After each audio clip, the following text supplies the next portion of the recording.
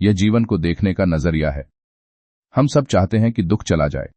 हम प्रार्थना करते हैं, मेहनत करते हैं, भागते हैं, खुद को व्यस्त रखते हैं, लेकिन दुख फिर भी लौट आता है। कभी रिश्तों के रूप में, कभी पैसों के रूप में, कभी अकेलेपन के रूप में, कभी बीमारी के रूप में, और कभी बिना किसी कारण के। यहां एक सच्चाई समझनी जरूरी है। दुख कोई गलती नहीं है, दुख कोई सजा नहीं है। दुख जीवन की स्वाभाविक प्रक्रिया है। जिस दिन यह समझ आ जाती है, उसी दिन दुख का आधा बोझ अपने आप गिर जाता है। हम दुख से लड़ते हैं, इसीलिए दुख ताकतवर बन जाता है। हम दर्द को दबाते हैं, इसीलिए दर्द गहराई में चला जाता है। जिस चीज को आप नकारते हैं, वही चीज आपको नियंत्रित करती है। आपने देखा होगा, जितना आप किसी भावना से भागते हैं, वह उतनी ही तेजी से आपके पीछे आती है।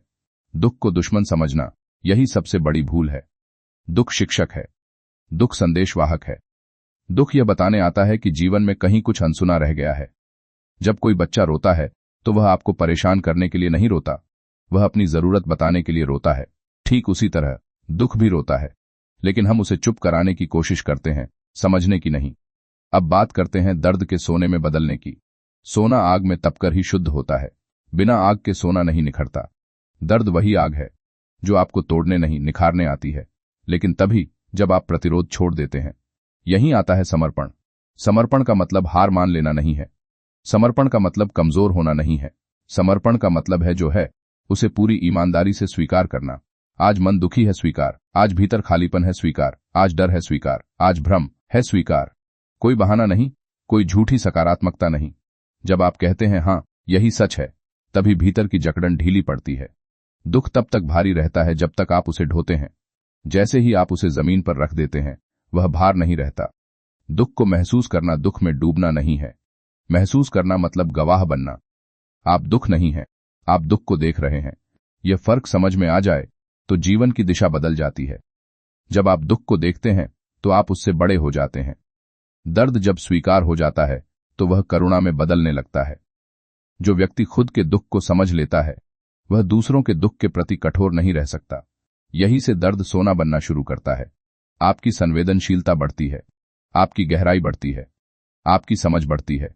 आप पहले जैसे नहीं रहते। आपने देखा होगा, सबसे शांत लोग सबसे ज्यादा टूट चुके होते हैं।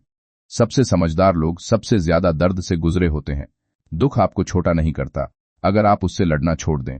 अब एक बहुत जरूरी बात, समर्पण का मतलब यह नहीं कि आप कुछ बदलें ही नहीं। समर्पण का मतलब है भीतर का विरोध छोड़ देना। बाहर की परिस्थितियां फिर अपने आप बदलने लगती हैं। जब भीतर शांति आती है तो निर्णय साफ होने लगते हैं, रास्ते दिखने लगते हैं, ऊर्जा सही दिशा में बहने लगती है। यही असली परिवर्तन है। दुख चला जाए यह जरूरी नहीं, लेकिन दुख आपको चला न पाए यह जरूरी है। जब आप दुख के साथ बैठना सीख लेते हैं तो वह आपका शत्रु नहीं रहता, वह आपका मार्गदर्शक बन जाता है।